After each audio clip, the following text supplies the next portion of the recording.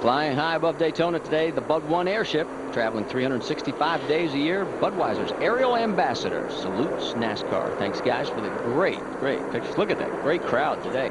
Coming up tonight, ESPN Classic's going to take you behind the wheel with a classic Daytona 500 race all weekend long. First up, Dale Jarrett's race to victory in 1993 at the Daytona 500. That's at 9 o'clock Eastern tonight. Set your alarm clock. 2 thrilling Daytona 500 races featuring Richard Petty, the King, at 8:30 a.m. tomorrow morning. If you don't have ESPN Classic, dial 1-800-CLASSIC and say, hey, we need this. We're race fans. Dave, you got up with Randy Tolsma?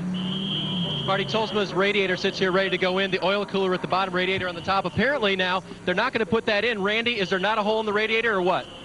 No, I think we got a tiny hole where, they haven't told me yet what's going on, but sorry for the Sitco and SuperGuard people and, of course, Dodge. We had a great truck.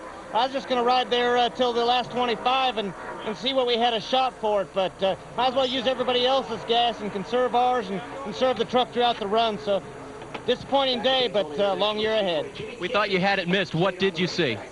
Well, I saw Bobby spinning, and, we haven't ran too many speedways, so I knew he'd probably go up high. My spotter told me to go low. Saw the smoke, and then another Dodge teammate there didn't slow up and hit us and knocked us into the wreck. All right, we're racing, Marty. Yes, we are. We're back to green flag races. Jimmy Kitchen stayed out. He is the race leader right now. That's Kurt Busch and Greg Biffle right behind him. Jimmy Hensley was trying to get his lap back. It's not going to happen. Here comes the 60 on the outside trying to hook up into this draft as well. That's Andy Houston. And look at Steve Grissom in the 43. Despite the damage, he has moved himself into 5th. And that's Kenny Martin in the 98 truck, the red truck in the lead draft, currently running in the 9th position. Jimmy Kitchens in his first NASCAR Craftsman Truck Series race, still holding on to the lead. Look at the battle. With Grissom's truck, they've been working on that every pit stop, getting that body a little bit better, a little bit better. Now he's got some help back there with Dennis Setzer and another Dodge. He might push him to the front. Yeah, take a look at the damage from on board with Dennis Setzer. Setzer having to back off the gas, getting down in the corner.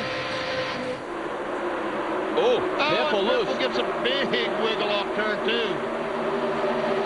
Nice save by Greg. And that's enough to get your heart pounding. And Jimmy Kitchens hanging on in that 42 truck. I don't know for how long. Here comes Steve Grissom, and he's got Setzer as a drafting partner. We're on board with Biffle.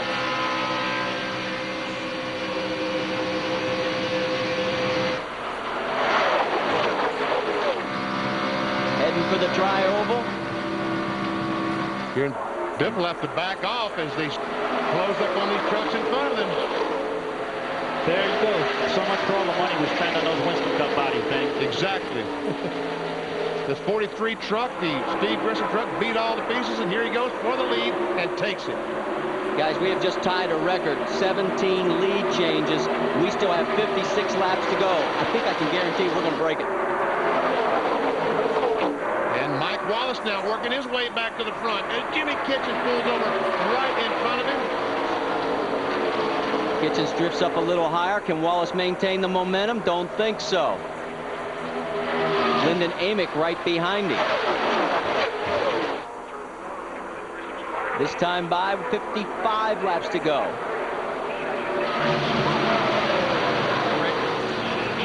While all this action's going on out on the racetrack, the Dodge is trying to hook up and pull away. Another of the Dodge contingent is out of this race. Randy Renfrow almost went upside down, Dave Burns.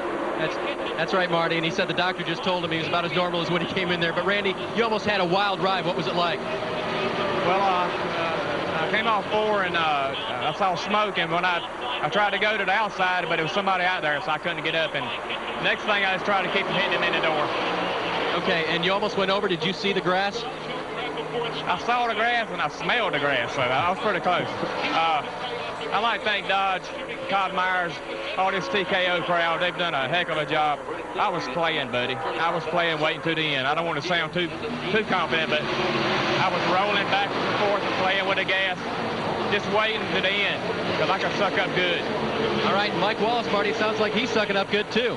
Has just moved back into the lead, so we've set a new record with 18 lead changes. We've tied the record almost. Well, wait a minute, we need one more. We have 10 different drivers that have led. The record is 11 set back in California in 1999 in that great race. Lyndon Amick almost pulled up in front of Jimmy Kitchens, got turned right in the wall head on.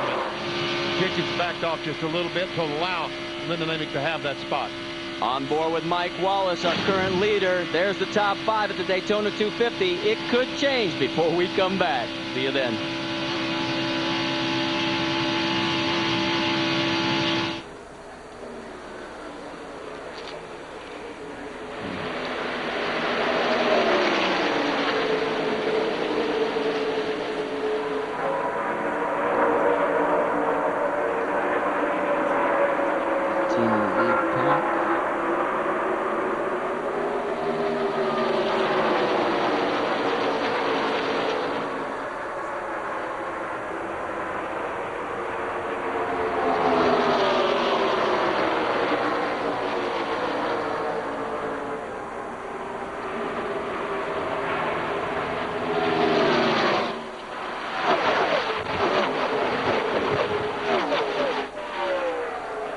Kenny Martin, what a job.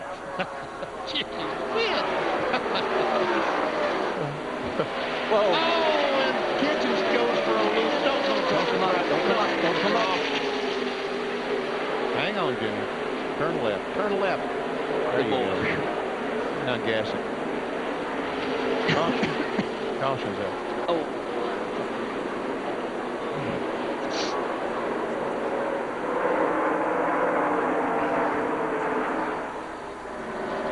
Carlson saying that thing is excited out there today.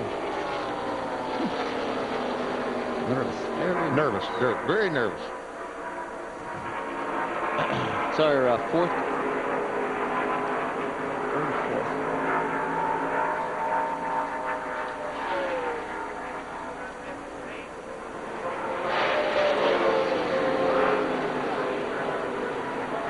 Back at the Daytona 250, we are under caution once again. Our 4th. We had a spin on the front straightaway by that man right there, Jimmy Kitchens. While we were away, there was another lead change. Steve Grissom is in front right now as we've gone to our 4th caution.